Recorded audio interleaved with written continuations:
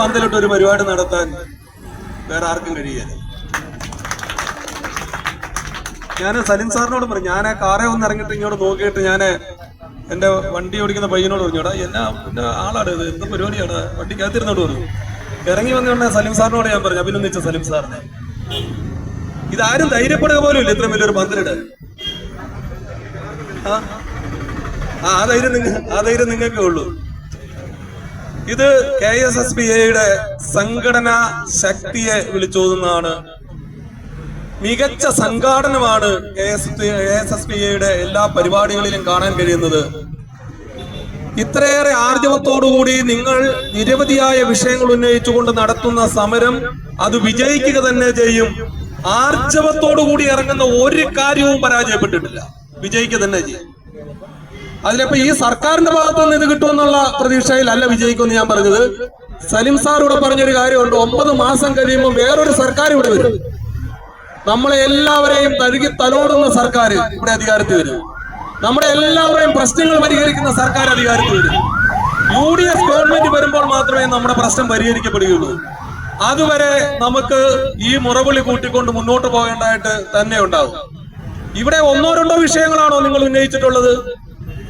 ജീവിതത്തിന്റെ വസന്തകാലം മുഴുവൻ ജനസേവനം നടത്തിയ ആളുകളാണ് ഇവിടെ ഇരിക്കുന്നത്.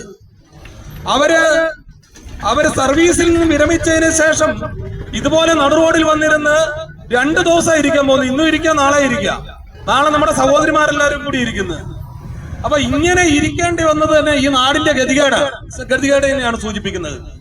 ഒരു വിഷയത്തെ സംബന്ധിച്ചല്ല, ഇപ്പൊ പെൻഷൻ ലഭിക്കുന്ന കാര്യത്തിലുള്ള പലതരത്തിലുള്ള പ്രയാസങ്ങളുണ്ട്. അത് മാത്രമല്ല, ക്ഷാമബത്ത കുടിശ്ശിക ലഭിക്കാത്തത് മാത്രമല്ല, പെൻഷൻ പരിഷ്കരണം നടത്തിയിട്ടില്ല, കമ്മീഷൻ പോലും വെച്ചിട്ടില്ലെന്ന് തോന്നുന്നു. ഇതുവരെ കമ്മീഷൻ പോലും വെച്ചിട്ടില്ല. 2024 ജൂലൈയിൽ കമ്മീഷൻ വെക്കേണ്ടതാണ്, ഇതുവരെ വെച്ചിട്ടില്ല. ഇവിടെ മെഡിസപ്പിനെ കുറിച്ച് പറഞ്ഞു. ഞാൻ സലിം സാർ അത് അവതരിപ്പിച്ചപ്പോ എത്ര വലിയ വികലമായ നയമാണ് ഈ സർക്കാരിൻ്റെത്. ഓരോരോ ആശുപത്രി തന്നെ, കാലിന് വേദനയാണ് അതൊരു ആശുപത്രി അല്ലേ സലിം സാറേ, കൈക്ക് വേദനയ്ക്ക് വേറെ അല്ല, വലത് കണ്ണിന് വേറെ ഇടത് കണ്ണിന് വേറെ, എന്തോരവസ്ഥയാണ്. അപ്പോ അവകാശങ്ങൾ നിഷേധിക്കപ്പെട്ടിരിക്കുന്നു. പുതിയ ആ കാര്യങ്ങളെ കുറിച്ചല്ല, പുതിയ ഡിമാൻഡുകൾ വെക്കുകയല്ല, പുതിയതെന്തെങ്കിലും ആവശ്യപ്പെടുകയല്ല, ലഭിക്കേണ്ട അവകാശങ്ങൾ നിഷേധിക്കപ്പെട്ടിരിക്കുന്നു എന്നുള്ളതാണ് ഏറ്റവും പ്രധാനമായ പ്രശ്നം. അതാണ് ഒന്നാമത്തെ പ്രശ്നം. ലഭിക്കേണ്ട ആനുകൂല്യങ്ങൾ നിഷേധിക്കപ്പെട്ടിരിക്കുന്നു. അപ്പൊ ലഭിക്കേണ്ട ആനുകൂല്യങ്ങൾ നിഷേധിക്കപ്പെട്ടിരിക്കുന്നു. അവകാശപ്പെട്ട ഒട്ടേറെ കാര്യങ്ങളുണ്ട്, ആ കാര്യങ്ങൾ ലഭ്യമാകുന്നില്ല. അതുകൊണ്ട് തന്നെ നിരവധിയായ വിഷയങ്ങൾ ഉന്നയിച്ചുകൊണ്ട് നിങ്ങൾ നടത്തുന്ന സമരം ഈ ത്രിവർണ്ണ പതാക പിടിക്കുന്നവർക്ക് വേണ്ടി മാത്രമുള്ളതല്ല, സർവീസിൽ നിന്ന് വിരമിച്ച പെൻഷൻ പറ്റിയ മുഴുവൻ ആളുകൾക്കും വേണ്ടിയിട്ടുള്ള സമരമാണ്. ആ നിലയിൽ എല്ലാവരുടെയും പിന്തുണ ഉണ്ട്. പലർക്കും ഇവിടെ വന്ന് ഇരിക്കാൻ കഴിയുന്നില്ലെന്നേ ഉള്ളൂ. ആ നിലയിൽ എല്ലാവരുടെയും പിന്തുണ ഉണ്ട്. കേരളത്തിൽ ഒരു സർക്കാർ ഉണ്ടെന്ന് ഒരു തോന്നലും കേരളത്തിലെ ഒരു ജനങ്ങൾക്കും ഇല്ല. അത് പെൻഷനേഴ്സിന് മാത്രമല്ല, ആർക്കെങ്കിലും ഇവിടെ ഒരു സർക്കാർ ഉണ്ടെന്ന് തോന്നുന്നുണ്ടോ? ഒരു സർക്കാർ ഉണ്ടെന്ന് നമുക്ക് ഫീൽ ചെയ്യണ്ടേ? ആർക്കെങ്കിലും അങ്ങനെ ഫീൽ ചെയ്യുന്നുണ്ടോ? ഇവിടെ സലിം സാർ സൂചിപ്പിച്ചു, വിദ്യാർത്ഥികൾക്ക് ഫീൽ ചെയ്യുന്നുണ്ടോ? അന്ന് പറഞ്ഞ എന്താ, ഞങ്ങൾ അധികാരത്തിൽ വന്നു കഴിഞ്ഞാൽ ഉമ്മൻചാണ്ടി ഗവൺമെന്റ് തകർത്തിട്ടിരിക്കുന്ന വിദ്യാഭ്യാസ മേഖലയെ മുഴുവൻ ഞങ്ങൾ അങ്ങ് പരിഷ്കരിക്കും, കാര്യക്ഷമതയുള്ള വിദ്യാഭ്യാസം നൽകുന്നതിന് സർക്കാർ മുൻഗണന നൽകും. ഇപ്പൊ നമ്മുടെ കുട്ടികളെല്ലാം പഠിക്കാൻ പോകുന്ന വിദേശത്താണ്. ആ കുട്ടികളൊക്കെ ഞങ്ങളുടെ സത്യപ്രതിജ്ഞ ചെയ്തു കഴിഞ്ഞാൽ അടുത്ത ഫ്ലൈറ്റിൽ കയറി കേരളത്തിലേക്ക് വരുമെന്നാണ് പറഞ്ഞത്. ഇപ്പൊ ഒരു ഫ്ലൈറ്റിലും ആരും വന്നില്ലെന്ന് മാത്രമല്ല, ഫ്ലൈറ്റിൽ കയറി കുട്ടികൾ ഇപ്പൊ അങ്ങോട്ട് പോവുകയാണ്. ഇവിടെ നമ്മുടെ രാജ്യത്ത് ലോകത്താകെ നടക്കുന്ന വിദ്യാഭ്യാസ രംഗത്ത് നടക്കുന്ന വിപ്ലവകരമായ പുരോഗതി ഈ സർക്കാരിന് മാത്രം കാണാൻ കഴിയുന്നില്ല. നമ്മുടെ ശാസ്ത്ര സാങ്കേതികതയുടെ അത്ഭുതകരമായ വളർച്ച അത് കാണാൻ ഈ സർക്കാരിന് കഴിയുന്നില്ല. ഇവിടെ പുതിയ വിദ്യാഭ്യാസത്തെ പരിചയപ്പെടുത്താൻ ഇവിടുത്തെ ഈ സർക്കാരിന് കഴിയുന്നില്ല.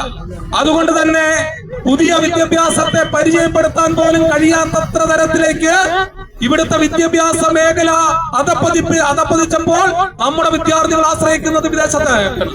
അവർ വിദേശത്തേക്ക് പോവുകയാണ്. ഇവര് പറഞ്ഞ എന്താ, ഞങ്ങൾ അധികാരത്തിൽ വന്നു കഴിഞ്ഞാൽ തൊഴിൽ തേടി ആരും ഒന്നും പോകേണ്ടതാ പറഞ്ഞ്. ഇവിടെ ആരെങ്കിലും ഉണ്ടോ? ഇപ്പോ ആരെങ്കിലും ഉണ്ടോ കേരളത്തിലെ ചെറുപ്പക്കാർ മുഴുവൻ തൊഴിൽ തേടി വിദേശത്തേക്ക് പോയിക്കൊണ്ടിരിക്കുകയാണ്. കേരളം വൃദ്ധസദനമായി കേരളം മാറിക്കൊണ്ടിരിക്കുകയാണ്. ഞാൻ എല്ലാ കാര്യങ്ങളിലേക്കും കിടക്കുന്നില്ല. ആതുര സേവന രംഗത്തെ കുറിച്ച് പറഞ്ഞു. മികച്ച ആതുര സേവന മേഖലയായിരുന്നു കേരളത്തിന്റെ, മികച്ചതായിരുന്നു നമ്മുടെ ആരോഗ്യ രംഗത്തെ പ്രവർത്തനങ്ങള്. ഉമ്മൻചാണ്ടി ഗവൺമെന്റ് എല്ലാ ജില്ലയിലും മെഡിക്കൽ കോളേജുകൾ അനുവദിച്ചു, എല്ലാ ജില്ലകളിലും. അങ്ങനെ മെഡിക്കൽ കോളേജിലെ ആധുനിക ചികിത്സ ലഭ്യമാക്കുന്നതിന് വേണ്ടിയിട്ടുള്ള എല്ലാ സംവിധാനങ്ങളും കൊണ്ടുവന്നു. ഇപ്പൊ ഇന്ന് ഞാൻ രാവിലെ പത്രം വായിച്ചപ്പോ കോട്ടയം മെഡിക്കൽ കോളേജിൽ എത്ര ജീവനക്കാരുണ്ട് എന്ന് ഒരാള് വിവരാവകാശം വെച്ച് ചോദിച്ചപ്പോ മറുപടി കിട്ടിയത് അറിയാൻ വയ്യ. മറുപടി അറിയാം. കഴിഞ്ഞ ദിവസം ഞാൻ കാഞ്ഞിരപ്പള്ളി ജനറൽ ആശുപത്രിയുടെ വാതിക്കൽ നമ്മൾ നടത്തിയ സമരം ഉദ്ഘാടനം ചെയ്തുകൊണ്ട് സംസാരിച്ചു. ആ സമരത്തിലേക്ക് ആശുപത്രിയിൽ നിന്ന് മരുന്നിന്റെ കുറിപ്പടിയുമായിട്ട് ഇറങ്ങി വന്ന ഒരു സ്ത്രീ ആ സമരത്തിൽ വന്ന് പങ്കെടുത്തു. അവരോട് എനിക്കൊരു നിർവാഹവുമില്ല, നിങ്ങൾ ഈ സമരം ചെയ്യുന്നേക്കാൾ നല്ല കാര്യമാണ്, ഞാൻ ഈ ആശുപത്രി മാത്രം ആശ്രയിക്കുന്നതാണ് എന്നും കുറിപ്പടി എഴുതി തരിക. അപ്പൊ ഒരു ചോദ്യം ചോദിച്ചു, ഞങ്ങളുടെ ഗവൺമെന്റ് ഇരുന്നപ്പോ എങ്ങനെയായിരുന്നു ചോദിച്ചു. ഉമ്മൻചാണ്ടി സാർ ഇരുന്നപ്പോ ഒരു കുഴപ്പമില്ലായിരുന്നു എന്ന് പറഞ്ഞു. നിങ്ങളുടെ സംഘടനാ സംവിധാനം, നിങ്ങളുടെ സംഘടനാ ശക്തി നമുക്ക് ഇനിയുള്ള ദിവസങ്ങളിലൂടെ സൂചിപ്പിക്കപ്പെട്ടതുപോലെ വോട്ടർ പട്ടികയിൽ പേര് ചേർക്കുന്ന ഉൾപ്പെടെയുള്ള കാര്യങ്ങൾ നടന്നുകൊണ്ടിരിക്കുകയാണ്. നമുക്ക് അധികാരത്തിലേക്ക് മടങ്ങി വരാൻ നമുക്ക് നിങ്ങളുടെ സംഘടനാ ശക്തിയും ഉപകരിക്കണം. കേരളത്തിലെ ജനങ്ങൾ ആഗ്രഹിക്കുകയാണ് ഐക്യ ജനാധിപത്യ മുന്നണിയുടെ ഗവൺമെന്റ് അധികാരത്തിലേക്ക് വരാനായി. ആ ഗവൺമെന്റിന് മാത്രമേ ഈ രാജ്യത്തിന്റെ സർവ്വ മേഖലകളെയും സ്പർശിക്കുന്ന ഗവൺമെന്റായി മാറാൻ, ഈ രാജ്യത്തെ ഈ സംസ്ഥാനത്തിന്റെ എല്ലാ വിഭാഗം ജനങ്ങളെയും സംരക്ഷിക്കുന്ന സർക്കാരായി മാറാൻ ആ സർക്കാരിന് മാത്രമേ കഴിയുള്ളൂ. അതിനായി ഇനി അധിക കാലം നമുക്ക് നോക്കിയിരിക്കേണ്ട. ഇനിയുള്ള കാലം നമുക്ക് അതിനു വേണ്ടിയിട്ടുള്ള പരിശ്രമത്തിൽ കൂടി പങ്കാളികളാകാൻ നിങ്ങൾക്ക് കഴിയട്ടെ എന്ന് മാത്രം പറഞ്ഞുകൊണ്ട് ആദ്യം പ്രവർത്തിക്കാൻ ആഗ്രഹിക്കുന്നു. ആരെയും അസൂയപ്പെടുത്തുന്ന തരത്തിൽ നിങ്ങളുടെ സംഘടനാ ശക്തി വിളിച്ചോദിക്കൊണ്ട് നിങ്ങൾ നടത്തുന്ന ഈ സമരത്തിന് ജില്ലാ കോൺഗ്രസ് കമ്മിറ്റിയുടെ അഭിവാദ്യങ്ങൾ നടന്നുകൊണ്ട് ഈ സമരം ഉദ്ഘാടനം ചെയ്ത് അറിയിക്കുന്നു. നന്ദി, നമസ്കാരം, ജയ് ഭാരത്.